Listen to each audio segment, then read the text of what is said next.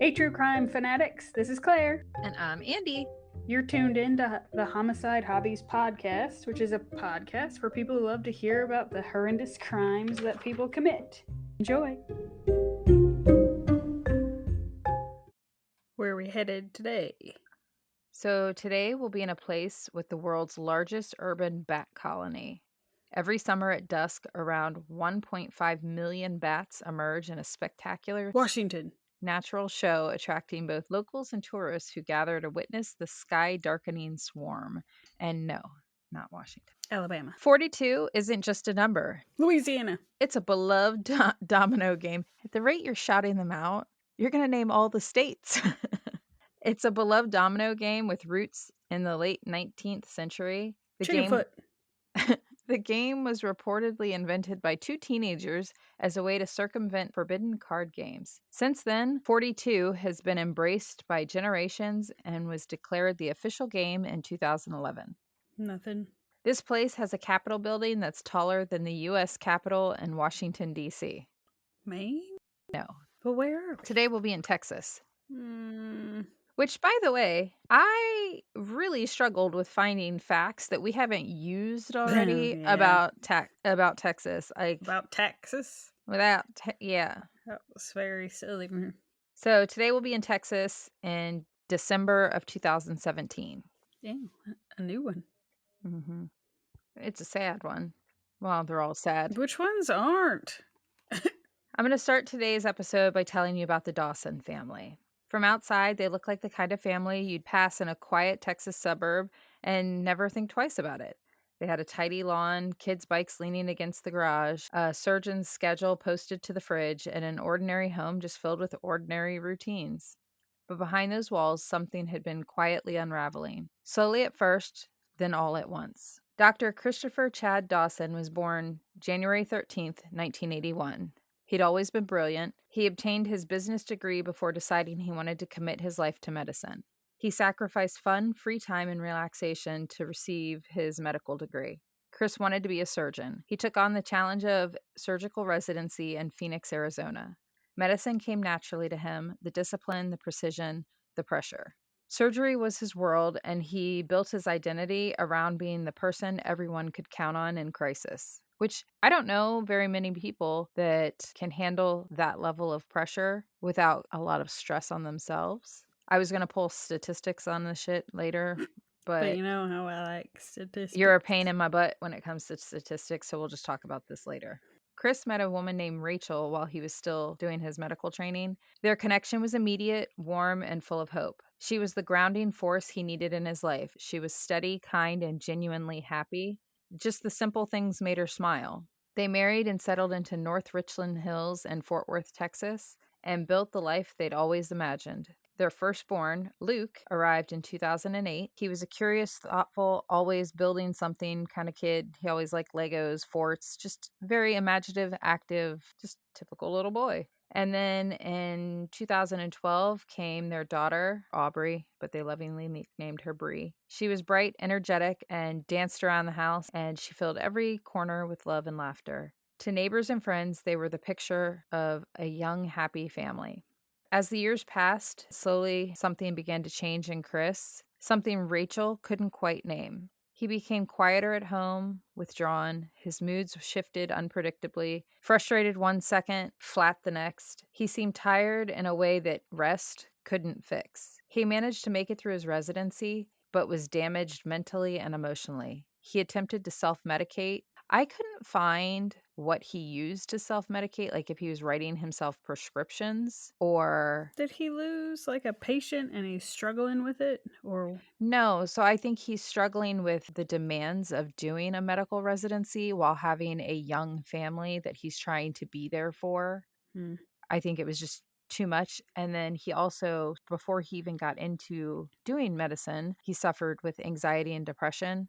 And the statistics we'll talk about later, I did read one thing that was really messed up, which was like, if you struggle with anxiety and depression, don't go into medicine because it will worsen all of those symptoms. I was like, Right.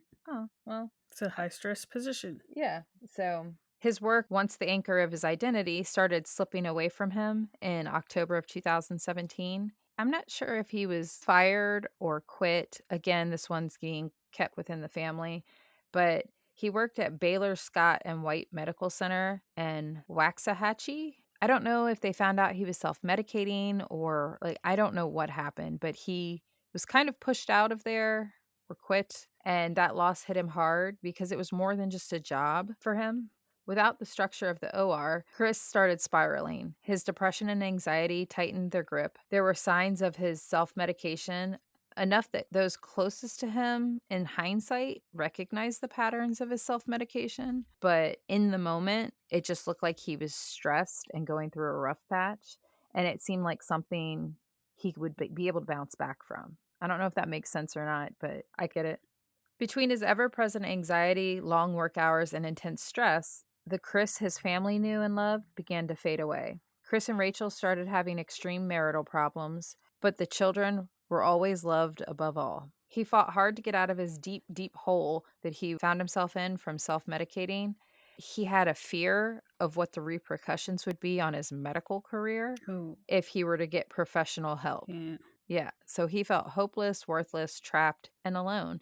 And that's where I think he might have been writing himself prescriptions because I feel like if it was an alcohol problem, that wouldn't necessarily affect his medical career if he sought help. Mm. But if he became addicted to any type of medication he was prescribing himself, again, I'm not sure what he was self medicating with. It could be either if you have a drug or alcohol problem that like you get flagged, you will not get promoted, like all the things. So it's like, yeah, they offer free help. However, you've like put a block on your career. It goes in your file. So it's like this guy struggled because of this. And if you can't handle this, you're not going to handle stuff if you move up. So it does fuck with your career. And I don't know that it would necessarily, I mean, obviously wouldn't be good if he's writing himself prescriptions Yeah. for alcohol too, because then if they have that he has an alcohol problem, then it's going to be like all, if that goes in his record and he were to get sued kind of thing. Mm. Was he drunk at work? Was he doing that while he was clocked in? Most likely he was. So you got a pretty, and then once the hospital knows, it turns into this whole thing of they were aware of it.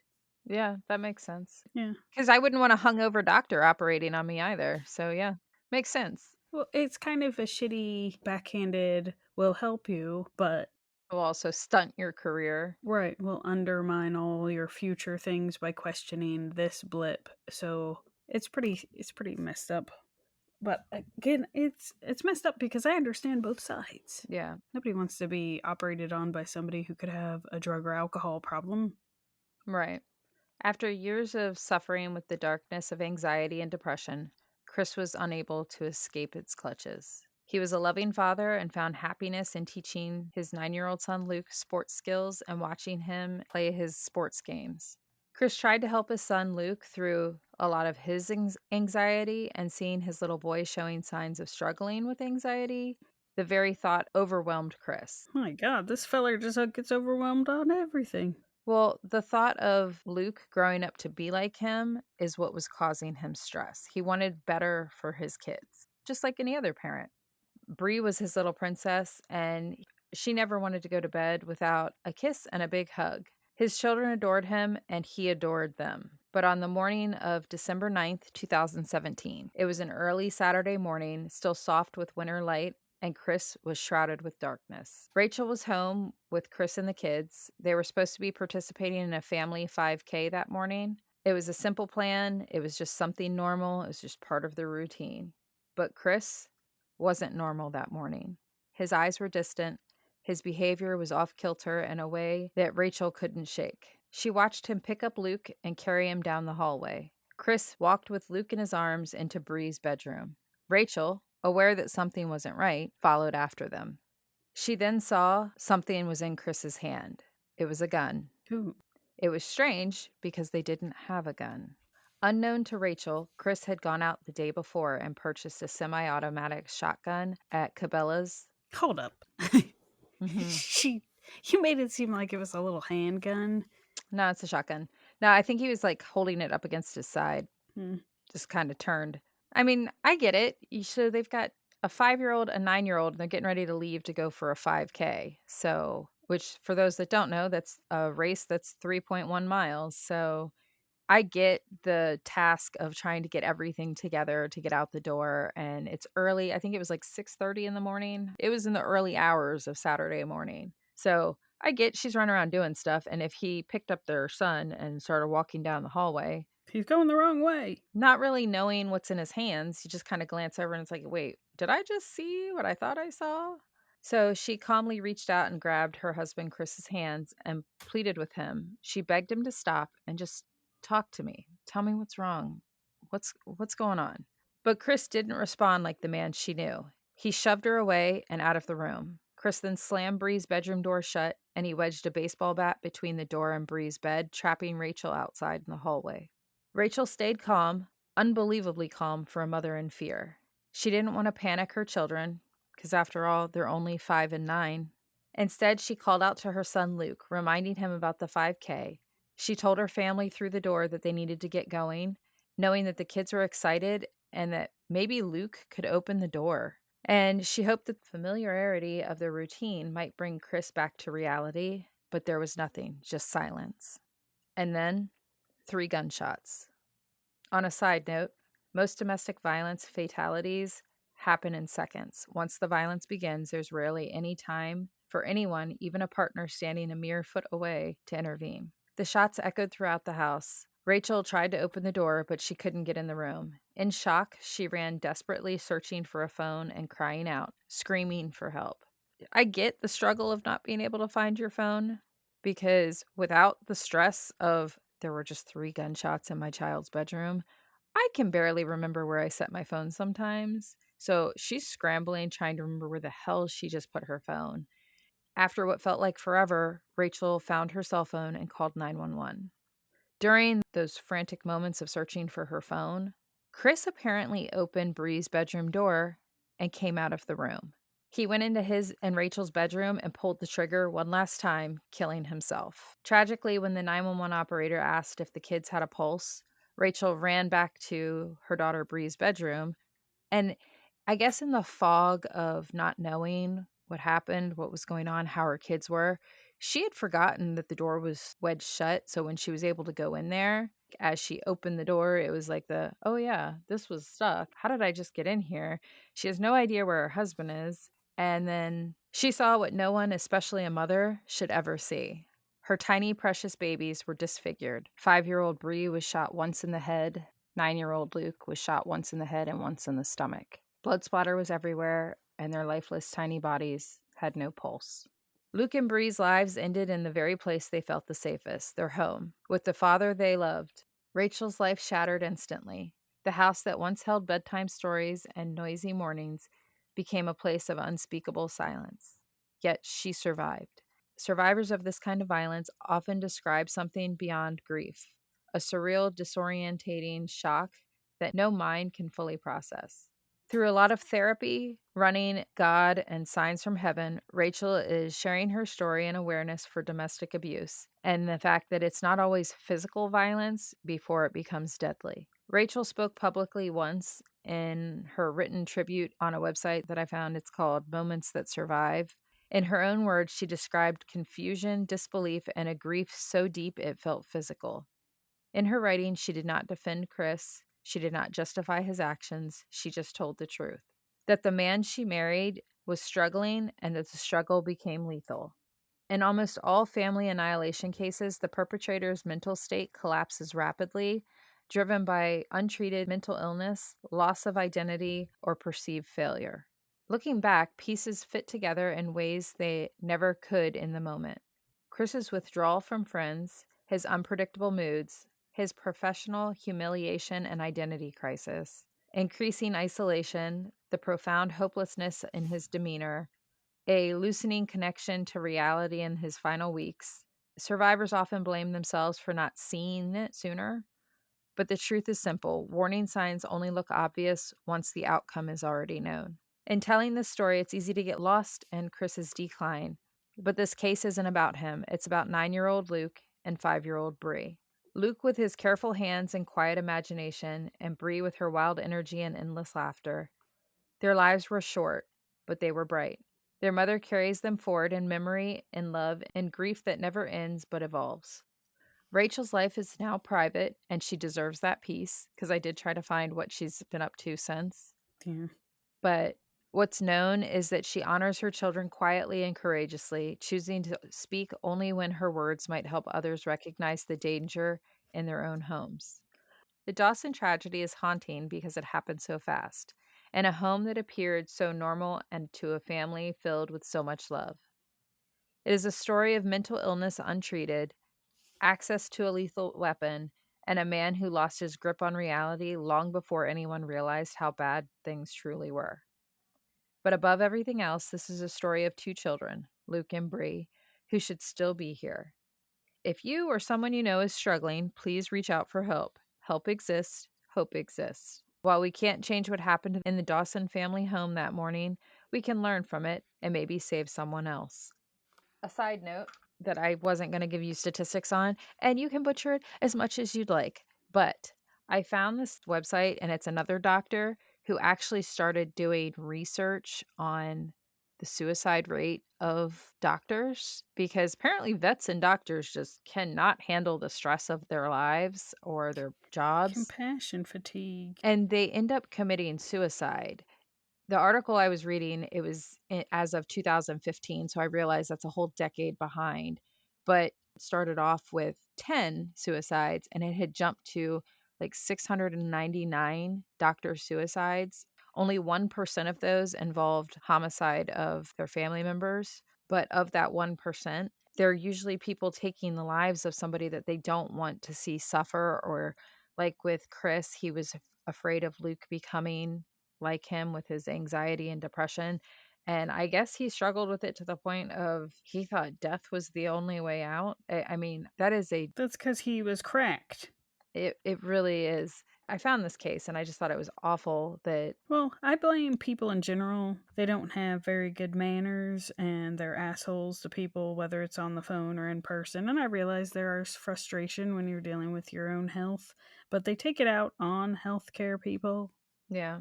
and act like it's not going to pile up. Well, guess what? You're not the only one acting like that. So it just piles on throughout the day and it's never ending. There's always something else. And it's just like, and I can see where that pit of despair starts to bubble because it's every single day for always. And you're trying to do what you can, but everybody's in a hostile, nothing's ever good enough kind of a mode. Yeah. I mean, it's awful. I really feel for Rachel and I mean the family, his parents, and Hmm. it's terrible. People need to treat each other the way they want to be treated. So, did he suffer from anxiety all the time then? Like before he even went to a medical career, since it was like a. Yeah. He suffered with anxiety and depression beforehand. So, was he not on meds? No. I guess it was controllable until it wasn't. And then at that point, he didn't want to be put on anything because he is pursuing his career as a doctor, as a surgeon. And I guess you can't really have anything that alters your state of mind while you're a surgeon because, Imagine that! yeah. So I don't know what kind of help he could have legitimately received without, A career change. yeah. And it's tragic because I'm sure of sound mind, he'd rather have his family pieced together. Well, And that article that I read specifically addressed this guy, Chris, with the blessing of Rachel, his wife. But he flat out said if he had chosen a different career path, that he would still be alive. He could have gotten the treatment he mm, needed for his anxiety and depression, and his kids probably still would have survived. but But I don't because of, know well, the because way if he always suffered from it, he didn't get help at all. So I think it was underlying and it was just in high stress situations. It affected him more than the average Joe, but it was controllable in the sense that he was able to work through it. But then once you throw in the sleep deprivation that comes with the medical training and the hours they have to put in, plus trying to be a part of, But that's part of it. So it's just like it's not dealing with it. That is it. no, no, no. I'm saying before all of that, he was able to, like, before he started his medical career, like you and I We feel don't like, know. He could have been killing the neighborhood pets. We don't know what he was doing. okay, crazy lady. I'm saying, like, you and I feel like suffer from a certain level of stress and anxiety that I don't think a surgical career and the demands of that would not make either one of our brains have those levels of anxiety that we are capable of working through, not make our brain snap.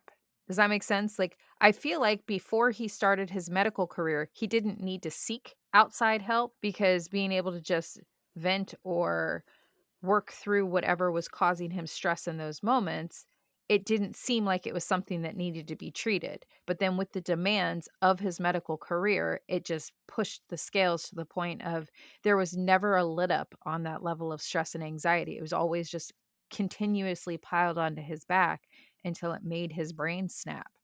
Mm, we'll never know. That means she knows what I mean. She just doesn't agree. Well, I still say that nut was cracked. Yeah. He was a ticking time bomb of a head case. Yeah. Which is also an indicator of take care of yourself. Well, and the thing that the article that I was reading, that was talking about the high rate of doctor suicides, it was saying that the negative connotations of doctors seeking any sort of mental health assistance is looked at so negatively that it makes them not Yeah. feel like they can get any sort of help. And if they can't get any sort of help, then things like this are going to continue to happen.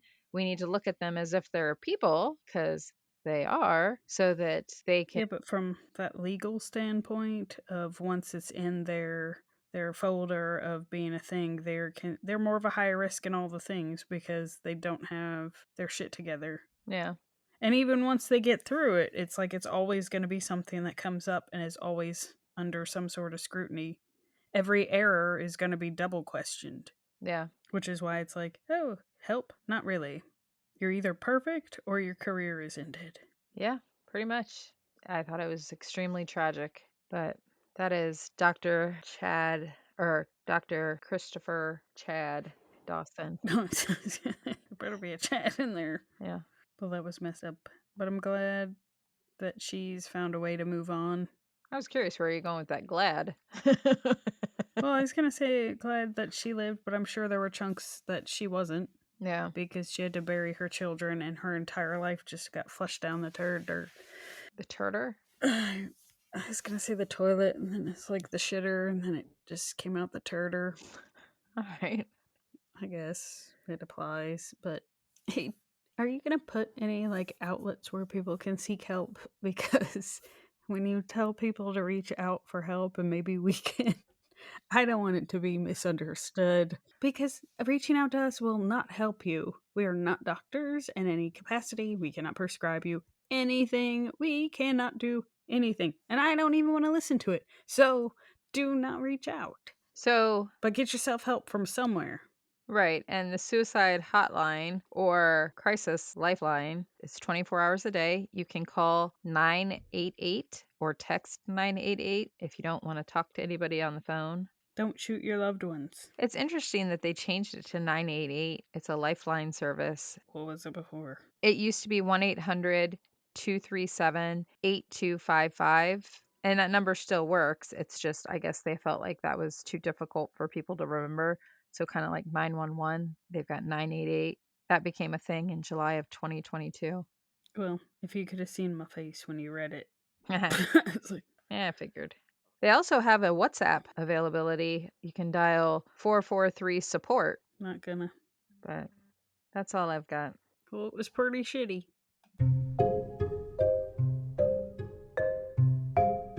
Thank you for listening to Homicide Hobbies. I'm Claire. I'm Andy. Follow us each week to get your fix of the atrocities that occur in true crime. And don't forget to tell people about us and rate us if you like us. But don't rate us if you didn't. Just change the channel.